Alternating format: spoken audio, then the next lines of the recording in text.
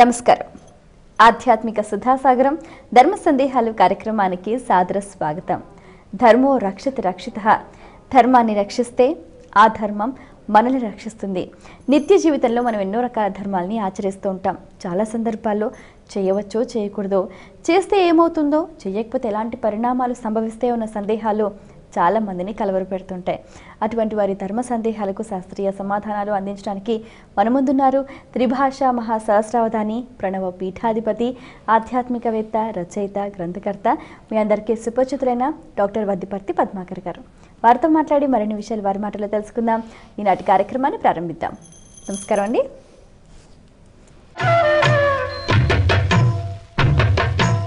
మొదటి ఉత్తరం చూద్దామండి. ఈమెయిల్ ద్వారా మోహన్ శర్మ రాస్తున్నారు. జపం చేసేటప్పుడు జపమాలను వస్త్రంతో దాస్తారు ఎందుకు తెలియచేయగలరు అంటూ రాస్తున్నారు. హ్రీంకారాసన గర్భితానలశిఖాం సౌః క్లీం కళాం బిభ్రతీం సౌవర్ణాం వరధారిణీం వరసుధాధౌతాం త్రినేత్రోజ్జలాం వందే పుస్తకపాశమంకుశధరాం స్రగ్భూషితాం ఉజ్వలాం త్వాం గౌరీం త్రిపురాం పరాత్పరకళాం శ్రీచక్రసంచారిణీం. జపం చేసేటప్పుడు ఈ జపాన్ని ఎవరూ చూడకూడదు, అది రహస్యాతి రహస్యత్వాత్ అని చెప్పారు. జపతపాదులు ఎప్పుడూ కూడా ఎంతో గోప్యంగా ఉంచాలి. అందరి ఎదురుగుండా కూర్చుని ఏమండో నేను జపమాల తిప్పుతున్నాను మీరు చూడండో అని చూపిస్తూ ప్రదర్శనగా జపం చేస్తే అవన్నీ కూడా ఏమవుతాయి, ధ్వంసం అయిపోతాయట. అందుకని చెప్పాడంటే జపములెల్లా హాని పొందు. అందరి ఎదురుగుండా ప్రదర్శించే జపము, అందరి ఎదురుగుండా చేసేటటువంటి తపము, ఈ రెండు హాని పొందుతాయి అని మంత్రశాస్త్రం చెబుతోంది. అందుకని ఎప్పుడైనా గురువులు ఇచ్చిన మంత్రాన్ని ఓ చక్కని సంచిలో పెట్టేసుకుని జపమాల గోప్యంగా చేయాలి. ఇప్పటికి కూడా మీకు గుర్తుందో లేదో గౌడీ మఠం వాళ్ళు అలాగే చేస్తారు. అదొక కఠోర నియమం అది. అలాగే మనకి కోరికలు తీరాలంటే మన వైపు తిప్పుకోవాలి జపమాల ఎప్పుడూ కూడా. జపమాల పూసలు ఇలా మనకేసి తిప్పితే కోరికలు తీరతాయి. అటువైపు తిప్పి చేశారనుకోండి మోక్షం వస్తుంది. ఎప్పుడైనా గుర్తుపెట్టుకోండి, మంత్రం ఎప్పుడు మౌనముగా లోపల చేస్తే శక్తి పెరుగుతుంది. రహస్యంగా జపమాల కనబడకుండా చేస్తే తద్వారా మనం ఈ జన్మలోనే జపసిద్ధి పొందుతాం.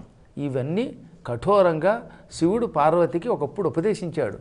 మహాభారతంలో అనుశాసనిక పరంలో కూడా ఈ జపాలు చేసే నియమాలు చెప్పాడు ఆయన. ఇవన్నీ గోప్యంగా ఉంచవలసినవి, అంతేగాని పబ్లిక్గా అరిచి చేయవలసినవి కాదు. మీకు వీలుంటే చూడండి, మార్కండేయ పురాణంలో మదాలసా చరిత్ర అని ఉంటుంది. మార్కండేయ పురాణంలో దత్తాత్రేయ చరిత్ర చాలా గొప్పది. అందులో ఏమన్నాడు తెలిసిన, 4 రోడ్ల కూడలిలోనూ పాము పుట్టల పక్కన ఎక్కువ జనం మాట్లాడుకునే చోట, నదుల దగ్గర అందరూ స్నానాలు చేసి బట్టలు ఎలా జాడించి మీద నీళ్లు చల్లే చోట, ఇటువంటి చోట కూర్చుని తపస్సు చెయ్యొద్దు. ఇటువంటి చోట జపమాల బయటికి పెట్టి జపం చెయ్యొద్దు. దీనివల్ల నీకు జపసిద్ధి అవ్వదు, భ్రష్టుడు అయిపోతావు, బుద్ధి పాడైపోతుందని చెప్పారు. నిజంగా చెప్తే కూడా అందులో ఉన్నట్టుగా మనం ఇవాళ చూస్తే తెలుస్తూనే ఉంటుంది. ఏమని, ఇప్పుడు 4 కూర్చుని వెళ్ళేటటువంటి స్థలాలు ఉన్నాయి. రచ్చబండి అంటారు. ఓ చెట్టు చుట్టూతో చప్టా మీద 10 మంది కూర్చుని కబుర్లు చెప్పుకుంటే వీడు అక్కడికి వెళ్ళి ఓం రామ అందామంటే ఏమంటాడు, వాడు ఎంతసేపు రావణాసుడి గురించి మాట్లాడతాడు. వీడు రామ అంటే ఈ రామ అనే నామం చేయలేడు. ఎంతసేపు దృష్టి వాళ్ళు చెప్పే కబుర్ల మీద గడిపోతుంది. అలాగే 4 రోడ్ల కూడలంటే జంక్షన్ అన్నమాట. అటువంటి చోట కూర్చుని జపం చేస్తే ఇటు నుంచి హారను కొట్టేవాడు ఒకడు, టింగ్ టింగ్ టింగ్ అని పూర్వం సైకిళ్ళు కొట్టేవారు. ఇప్పుడు సైకిళ్ళు ఎక్కడున్నాయి రండి, అసలు సైకిల్ అంటే ఒక వాహనం ఉందనే విషయం మర్చిపోయారు. స్కూటర్లో ఇవో గందరగోళంగా మీద నుంచి పోతుంటే ఏం జపం చేస్తారు? ఇలా 10 మంది కూర్చుని మనం మాట్లాడుకుంటున్నాం, అక్కడ ఏం జపం చేయగలుగుతాడు? నదిలో స్నానం చేసి బయటకు వచ్చి ఆ వస్త్రాలు ఇలా జాడిస్తారు. కొంతమంది చూడండి కావాలని మరియు గురువుగారు నెత్తి మీద పోస్తారు అన్నమాట. ఇలా అలాంటి చోట జపం చేద్దామని కూర్చుంటే ఈ నీళ్లు వెదబడినప్పుడల్లా శరీరం ఒక్కసారి జుగుప్సతో కదులుతుంది. అప్పుడు జపం చేయలేము. కాబట్టి ఇలాంటి చోట చెయ్యకండి. ఎవరూ లేని ఏకాంత ప్రదేశానికి వెళ్ళండి. అతి రహస్యంగా జపం చెయ్యండి. మీరు చేసేది చేతులు వేళ్లతో చేస్తే ఆ వేళ్ళులాగా ఒక కండువా కింద పెట్టుకోండి. జపమాలైతే ఓ సంచిలో పెట్టుకోండి. కనపడకుండా జపం చెయ్యండి.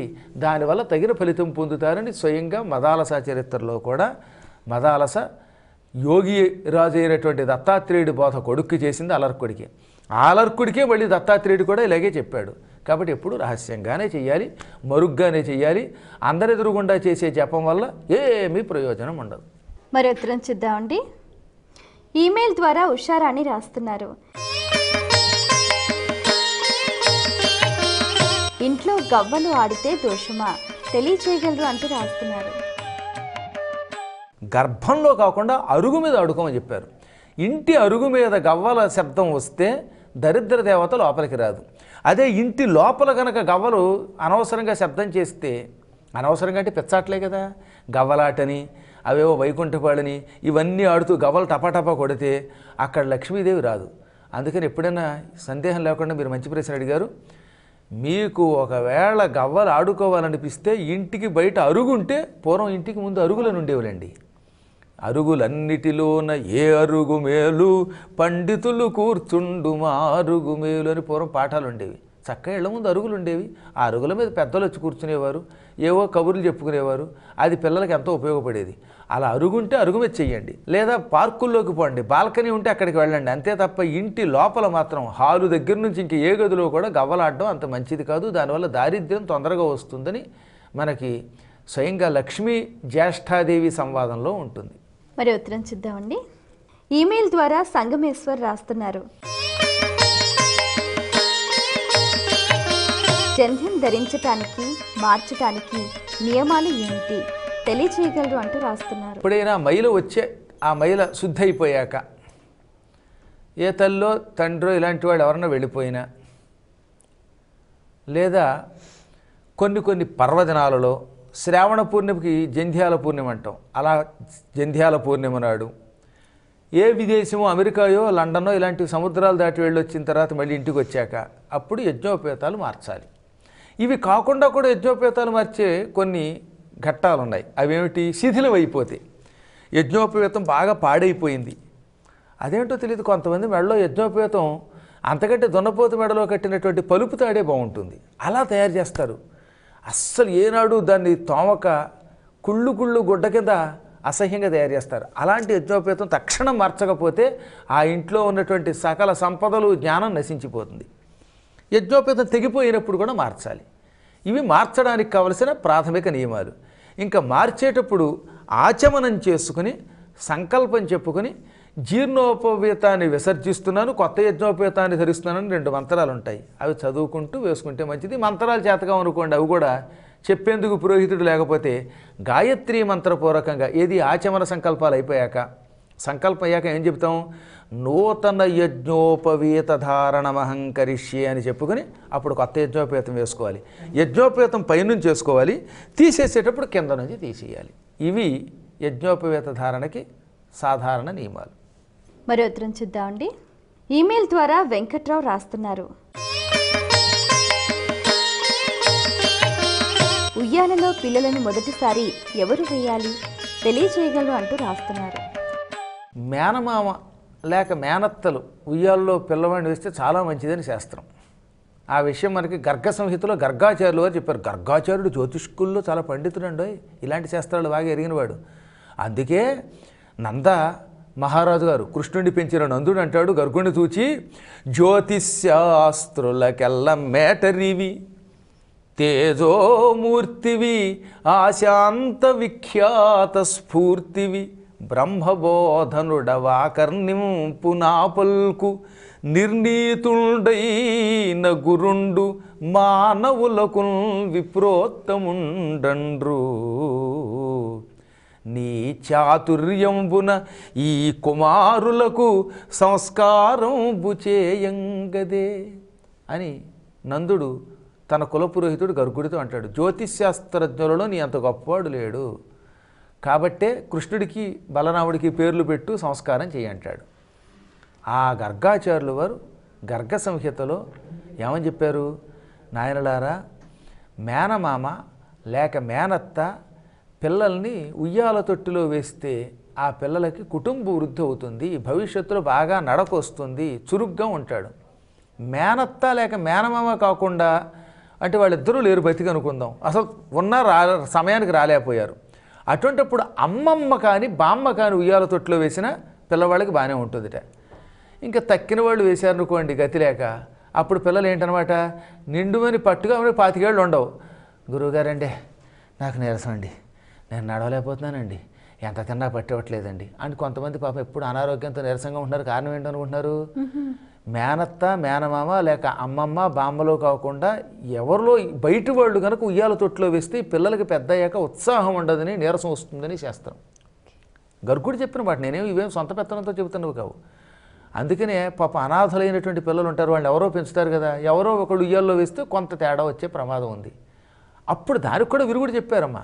ఏమిటంటే ఇప్పుడు పిల్లవాడికి కన్న తల్లి తండ్రి ఎవరో తెలియదు, అనాథాశ్రమంలో పెరిగాడు. అటువంటిప్పుడు కృష్ణనామస్మరణ పూర్వకంగా, భగవన్నామస్మరణ పూర్వకంగా ఉయ్యాల్లో వేస్తే మాత్రం ఈ నీరసాదులు లేకుండా సముత్సాహంతో ఉంటాడు. అందుకే ఎప్పుడూ కూడా ఉయ్యాల తొట్టులో వేసేటప్పుడు కృష్ణుడికి సంబంధించిన పాటలు కానీ శ్లోకాలు కానీ నామస్మరణ కానీ చెయ్యాలి. పిల్లల్ని ఎప్పుడు ఉయ్యాల్లో వేసినా సరే చక్కగా జో జో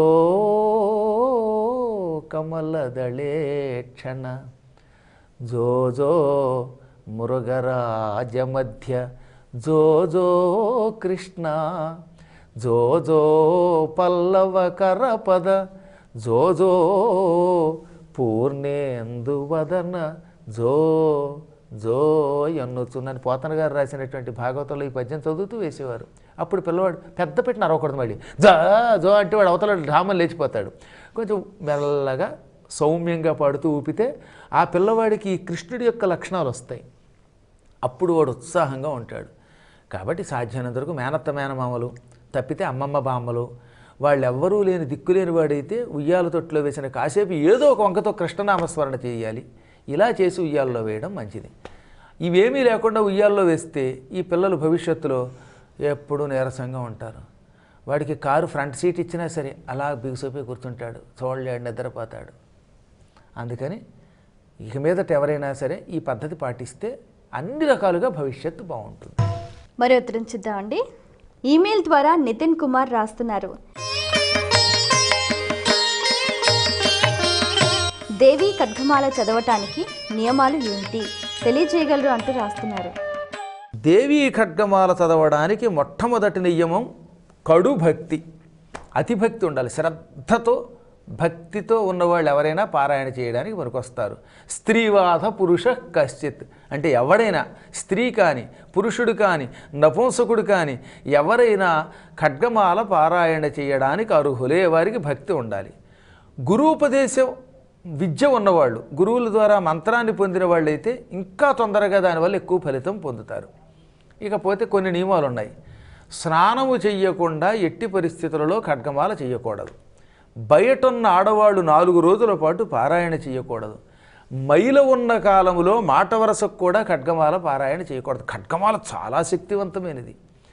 ఖడ్గమాల స్తోత్రం చేసేటప్పుడు ఆ చుట్టుపక్కల ఎవరూ మాట్లాడకుండా చూసుకోవాలి. ఎవరన్నా మాట్లాడితే దానివల్ల కూడా అవతలాలు కొంచెం బెడిసి కొడుతుంది, ప్రమాదం అన్నమాట. కొన్ని నియమాలు ప్రధానమైనవి. ఖడ్గమాల పారాయణ చేసిన వాడు ఆ రోజుకి మాంసాహారం తినకూడదని ఒక శాస్త్రం ఒకటి ఉన్నది. ఖడ్గమాల స్తోత్ర పారాయణ చేసిన వాడు మాంసాహారం తీసుకోకూడదు. అదొకటి జాగ్రత్తగా ఉంటే చాలు. ఇంకొక రహస్యం చెప్పనా, ఏ కోరికలు లేకుండా ఉన్నవాడైతే వాడికి పెద్దగా నియమాలు ఉండవు. ఇవన్నీ కోరికలు ఉన్నవాళ్ళకే నియమాలు. కొంతమంది నిష్కాములు, అంటే మాకేం వద్దు అమ్మవారిని అనుగ్రహం చాలంటారే, అటువంటి వాళ్ళకి పెద్దగా నియమాలు అక్కర్లా. వాళ్ళకి సాధారణ నియమాలు అశుచిగా ఉన్నప్పుడు మాత్రం చేయకుండా ఉంటే చాలు. మరి ఉత్తరం చూద్దామండి. ఈమెయిల్ ద్వారా చంద్రమౌళి రాస్తున్నారు,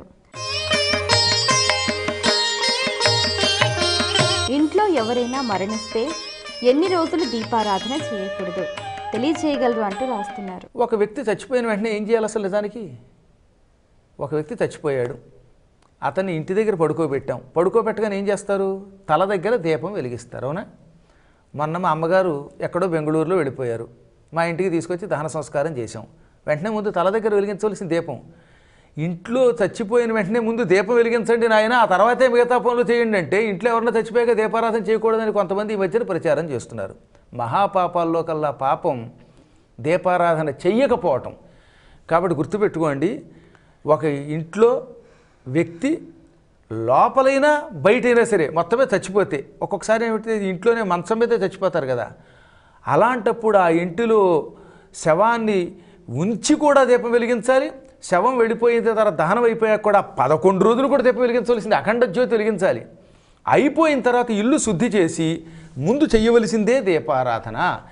దీపారాధన మాత్రం మనిషి బ్రతికున్నా చనిపోయినా చెయ్యాలి. చచ్చిపోయినప్పుడు చేసే దీపారాధనకి శివజ్యోతి అని పేరు. ఆ తర్వాత శుద్ధి అయిన తర్వాత ఇంట్లో వెలిగించే దీపారాధనకి అంబాజ్యోతి అని పేరు. ఇది ఒక్కటి తెలుసుకుంటే చాలు, ఇంకేం అక్కర్లా. మంత్రశాస్త్రం ఏం చెబుతున్నదంటే చచ్చిపోయినప్పుడు శివజ్యోతిని వెలిగిస్తాం. ఎందుకంటే ఈ శవంలో కలవాలి గనక, శవం అవ్వాలి గనక. ఆ తర్వాత వెలిగేది అమ్మవారు. అమ్మవారు ఎప్పుడు జ్యోతిస్వరూపిణి, అమ్మవారికే పేరు కదా, ఆవిడ అఖండ జ్యోతిస్వరూపిణి, శక్తిస్వరూపిణి.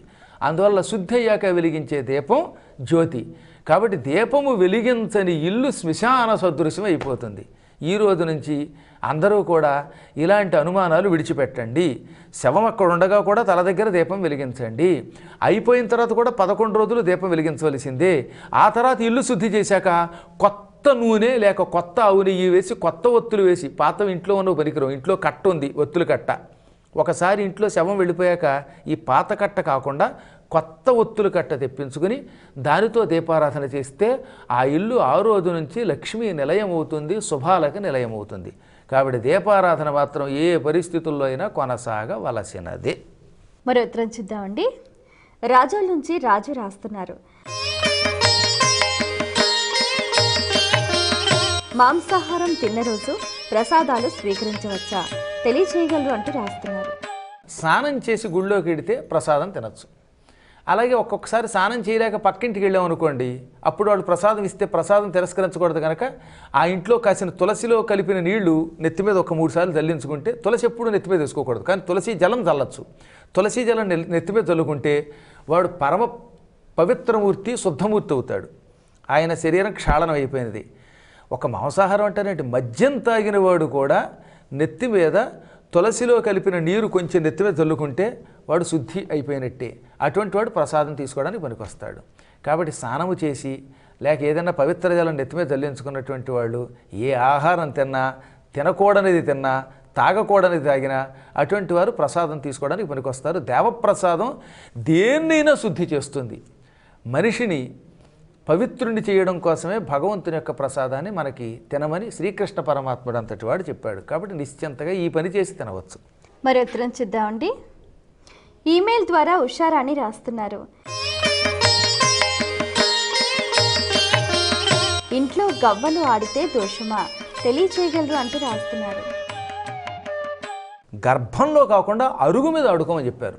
ఇంటి అరుగు మీద గవ్వల శబ్దం వస్తే దరిద్ర దేవత లోపలికి రాదు.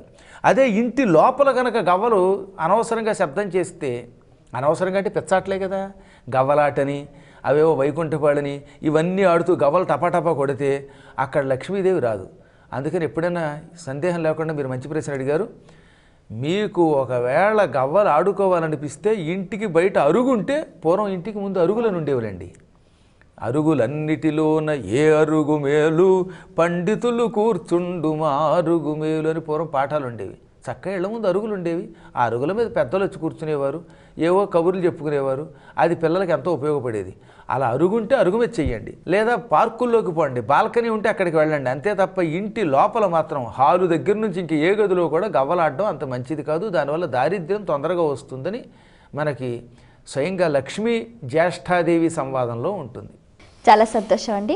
మీ అమూల్యమైన సమయాన్ని కేటాయించి మా ప్రేక్షకుల ధర్మ సందేహాలకు శాస్త్రీయ సమాధానాలు అందించినందుకు ధన్యవాదాలు.